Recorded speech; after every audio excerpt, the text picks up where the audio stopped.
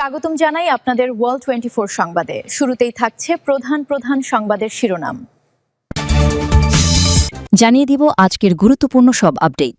আন্তর্জাতিক সংবাদ প্রথমেই জানিয়ে দিব পাকিস্তানের মধ্যস্থতায় যুক্তরাষ্ট্র ইরানের ঐতিহাসিক সমঝোতা।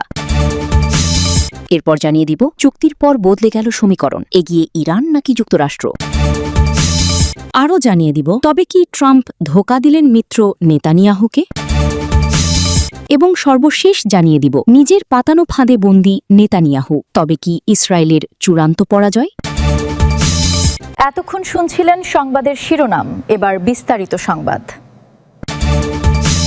তবে তার আগে অনুরোধ থাকবে এই ভিডিওটিতে একটি লাইক, কমেন্ট এবং চ্যানেলটি সাবস্ক্রাইব করে জানিয়ে দিন কোন জেলা থেকে বা কোথা থেকে আপনি আমাদের এই ভিডিওটি দেখছেন এবং শুনছেন। নানা নাটকীয়তা আর দরকষাকষির পর অবশেষে সমঝোতায় পৌঁছেছে ইরান যুক্তরাষ্ট্র। দীর্ঘ প্রচেষ্টার পর ঐতিহাসিক এই মুহূর্তটিকে বাস্তবে পরিণত করে মধ্যস্থতাকারী হিসেবে এখন বিশ্বমঞ্চের লাইমলাইটে পাকিস্তান। সোশ্যাল হ্যান্ডেল এক্সে ঐতিহাসিক এই চুক্তিটিকে একটি তাৎপর্যপূর্ণ কূটনৈতিক সাফল্য হিসেবে অভিহিত করে একটি পোস্ট করেন পাকিস্তানের প্রধানমন্ত্রী শেহবাজ শরীফ। আর এর পরপরই তাকে স্বাগত জানিয়ে ইসলামাবাদের প্রশংসায় পঞ্চমুখ হয়ে ওঠে বিশ্বের বড় বড় প্রভাবশালী নেতারা। শান্তি চুক্তির পথ সুগম করার পাশাপাশি আলোচনায় তাৎপর্যপূর্ণ ভূমিকা রাখায় পাকিস্তান সহ কাতার, মিশর, সৌদি আরব, তুরস্ক ও অন্যান্য আঞ্চলিক দেশগুলোর প্রতি কৃতজ্ঞতা প্রকাশ করেছেন জাতিসংঘের মহাসচিব অ্যান্টনিও গুতেরেস। যৌথ বিবৃতিতে পাকিস্তানকে স্বাগত জানায় অস্ট্রেলিয়ার প্রধানমন্ত্রী অ্যান্থনি অ্যালবানিজ ও পররাষ্ট্রমন্ত্রী পেনি ওং। মধ্যস্থতা প্রচেষ্টায় ব্যতিক্রমী ভূমিকা রাখায় পাকিস্তানকে বিশেষভাবে ধন্যবাদ জানান তুরস্কের প্রেসিডেন্ট রিসেপ তাইপ এরদোগান। বিবৃতিতে ইসলামী প্রজাতন্ত্র পাকিস্তানকে ভাই সম্বোধন করে চুক্তিতে গুরুত্বপূর্ণ অবদান রাখার জন্য গভীর কৃতজ্ঞতা প্রকাশ করেছে কাতার। পাকিস্তানের প্রশংসায় ভাসছে পশ্চিমাদের পাশাপাশি প্রভাবশালী কূটনীতিকরাও। ফ্রান্সের প্রেসিডেন্ট ইমানুয়েল ম্যাক্রন, জাপানের প্রধানমন্ত্রী সানায়ে তাকাইচি, জার্মানির চ্যান্সেলর ফ্রেডরিক মার্চ, নিউজিল্যান্ডের পররাষ্ট্রমন্ত্রী উইনস্টন পিটার্স সহ প্রভাবশালী নেতারা স্বাগত জানিয়েছেন পাকিস্তানের এই কূটনৈতিক সাফল্যের। যুদ্ধ অবসান, আঞ্চলিক স্থিতিশীলতা নিশ্চিতকরণ ও হরমুজ অবমুক্তে এই চুক্তি একটি গুরুত্বপূর্ণ পদক্ষেপ আখ্যা দিয়ে পাকিস্তানকে উষ্ণ অভ্যর্থনা জানিয়েছেন ব্রিটিশ প্রধানমন্ত্রী কির স্টারমার। শান্তি চুক্তিতে সম্মত হওয়ায় ইরান ও যুক্তরাষ্ট্রকে অভিনন্দন জানিয়েছে বিশ্ব নেতারা। দ্রুততা ও দৃঢ়তার সাথে সমঝোতা স্মারক বাস্তবায়নের মধ্য দিয়ে লেবানন সহ মধ্যপ্রাচ্যের অন্যান্য অঞ্চলে উত্তেজনা হ্রাস, হরমুজে মুক্ত ও নিরাপদ নৌ চলাচল নিশ্চিতের পাশাপাশি একটি দীর্ঘস্থায়ী শান্তি ও নিরাপত্তার আহ্বান আন্তর্জাতিক মহলের। ইরানের বিরুদ্ধে যুক্তরাষ্ট্রের দাপট ধূপে টিকল না, উল্টো ইরানের পাল্টা দাপটে নিজেই কুপকাত হল যুক্তরাষ্ট্র। তবে কি যুক্তরাষ্ট্রের দাপটে পাল্টা দাপট দেখিয়ে যুদ্ধে জয়ী হয়েছে ইরান? যুদ্ধের পর ইরান কি পরাশক্তিরূপে আবির্ভূত হবে? ইরানের বিরুদ্ধে তখন কেউ আর যুদ্ধ করার দুঃসাহস দেখাবে না। দীর্ঘদিনের পাল্টাপাল্টি হামলা ও সংঘর্ষের পর অবশেষে ইরান যুক্তরাষ্ট্র ঐতিহাসিক চুক্তির মাধ্যমে শেষ হতে চলেছে মধ্যপ্রাচ্যের রক্তক্ষয়ী ও ধ্বংসাত্মক সংঘাত। সম্প্রতি মার্কিন প্রেসিডেন্ট ডোনাল্ড ট্রাম্প নিজের সামাজিক যোগাযোগ মাধ্যম ট্রুথ সোশ্যালে এক পোস্টে ইরানের সাথে যুদ্ধ শেষ করার পাশাপাশি একটি আনুষ্ঠানিক চুক্তির ঘোষণা করেন। আর এই ঘোষণার পরপরই বিশ্বজুড়ে তোলপাড় পড়ে যায়। বিভিন্ন বিশ্লেষকদের মতে এটি একটি নির্ণায়ক মুহূর্ত এবং মধ্যপ্রাচ্যের শক্তির সমীকরণ বদলে দেওয়ার মতো ঘটনা। মার্কিন ইসরায়েলি শক্তি মিলেও ইরানকে পরাজিত করতে ব্যর্থ হয়েছে। যুক্তরাষ্ট্রের সেই দুর্দান্ত প্রতাপ আর ইসরায়েলের আগ্রাসী মনোভাব পারস্য ভূমিতে এসে লুটিয়ে পড়েছে। বছরের পর বছর ধরে এত চাপ, নিষেধাজ্ঞা আর অবরোধের পরও ইরান মাথা উঁচু করে টিকেছিল। কিন্তু একসময় দেশটির বিরুদ্ধে সরাসরি আগ্রাসন শুরু করে মার্কিন ইসরায়েলি শক্তি। কিন্তু মার্কিন ইসরায়েলি আগ্রাসনের বিরুদ্ধেও দাপটের সাথে প্রতিরোধ চালিয়ে যায় ইরান। মার্কিন ইসরায়েলি আগ্রাসনী শেষে কিনা ইরানের জন্য উল্টো সাপে বরে পরিণত হল। মার্কিন ইসরায়েলি শক্তির বিরুদ্ধে যুদ্ধ করে ইরান শিখে গেছে কিভাবে প্রতিরোধ জারি রাখতে হয়। ফলে এখন কেউ আর ইরানের বিরুদ্ধে আগ্রাসন চালানোর দুঃসাহস দেখাবে না। ইরান শুধু প্রতিরোধই করেনি, শত্রুর বিরুদ্ধে ধ্বংসাত্মক হামলাও চালিয়েছে, যা যে কোনো শক্তির বিরুদ্ধে লড়াইয়ে দেশটিকে অনেক বেশি আত্মবিশ্বাসী করে তুলেছে।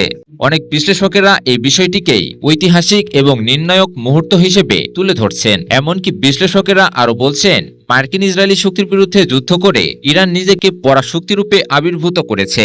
এর মাধ্যমে ইরান শুধু মাথা উঁচু করেই নয়, পূর্ণ স্বাধীনতা আর মর্যাদার সাথে টিকে থাকবে। আগামী শুক্রবার সুইজারল্যান্ডে আনুষ্ঠানিকভাবে চুক্তি করতে চলেছে ইরান ও যুক্তরাষ্ট্র। চুক্তির বিষয়টি নিয়ে সম্মতি জানিয়েছে ইরানও। এই চুক্তির মাধ্যমে ইরানের সকল দায়দাবি পূরণ হতে চলেছে। এর আগে ইরানকে যুক্তরাষ্ট্রের দায়দাবি মেনে নিয়ে চুক্তিতে বাধ্য করতে চেয়েছিল যুক্তরাষ্ট্র, কিন্তু ইরান তা মেনে নেয়নি। আর এতে করে আবারও যুদ্ধে জড়ায় ইরান ও যুক্তরাষ্ট্র। টানা 3 রাত ধরে চলা যুদ্ধে ইরানের শক্তিশালী হামলার মুখে দেশটির দায় দাবি মেনে নিয়েই যুদ্ধবন্ধের পথে হাঁটে যুক্তরাষ্ট্র।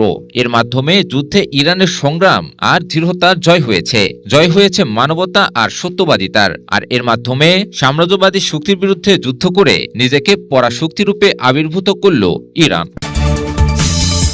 যুক্তরাষ্ট্র, ইসরায়েল ও ইরানের মধ্যকার বর্তমান রাজনৈতিক টানাপোড়েন এখন এক জটিল অবস্থানে এসে দাঁড়িয়েছে। সাম্প্রতিক আন্তর্জাতিক নানা ঘটনার পর এই অঞ্চলগুলোতে বিশ্বশক্তির ক্ষমতার ভারসাম্যে দেখা গেছে বেশ বড় ধরনের পরিবর্তন। দীর্ঘ বৈরিতার অবসান ঘটিয়ে অবশেষে যেখানে সমঝোতা করতে প্রস্তুত ইরান যুক্তরাষ্ট্র, সেখানে যেন দর্শকের ভূমিকা পালন করেছে ইসরায়েল। নেতানিয়াহুর এই কোণঠাসা অবস্থাকে কেন্দ্র করে তাই এবার এক বিস্ফোরক মন্তব্য করেছেন খোদ এক ইসরায়েলি বিশ্লেষক। ইসরায়েলের প্রভাবশালী সংবাদপত্র হারিতসের প্রখ্যাত কলামিস্ট ও জ্যেষ্ঠ বিশ্লেষক গিডিয়ন লেভি কাতার ভিত্তিক সংবাদ মাধ্যম আল জাজিরাকে দেয়া এক বিশেষ সাক্ষাৎকারে এমনটাই দাবি করেছেন।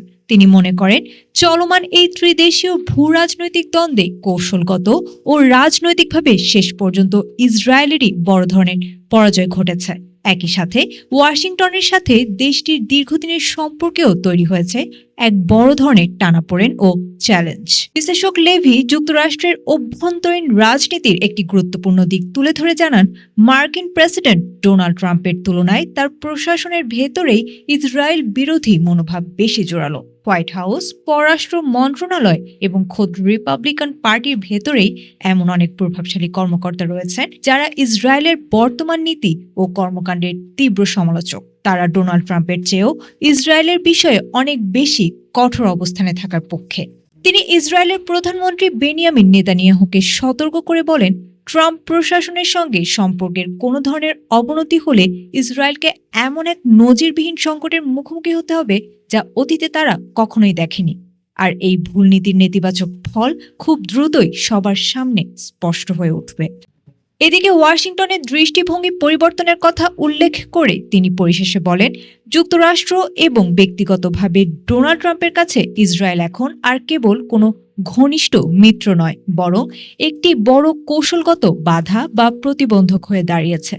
ফলে এখন থেকে মার্কিন প্রশাসন ইসরায়েলকে একটি সমস্যা হিসেবে বিবেচনা করেই নিজেদের পরবর্তী কূটনৈতিক আচরণ ও পদক্ষেপগুলো নির্ধারণ করবে। স্বপ্ন ছিল যুদ্ধ জয়ের। সেই যুদ্ধের আগুনে নিজের রাজনৈতিক ক্যারিয়ারকে নতুন করে সাজানোর পরিকল্পনা করেছিলেন তিনি। কিন্তু আজকের বাস্তবতায় দাঁড়িয়ে মনে হচ্ছে সেই যুদ্ধের আগুনে নিজেই পুড়ে ছারখার হতে চলেছেন ইসরায়েলের প্রধানমন্ত্রী বেঞ্জামিন নেতানিয়াহু। একসময় যিনি নিজেকে মিস্টার ইরান বলে পরিচয় দিতেন, আজ সেই তিনি নিজের পাতানো জালে নিজেই বন্দী। যুক্তরাষ্ট্র ও ইরানের সাম্প্রতিক চুক্তি ইসরায়েলের নিরাপত্তাকে কতটা নড়িয়ে দিয়েছে?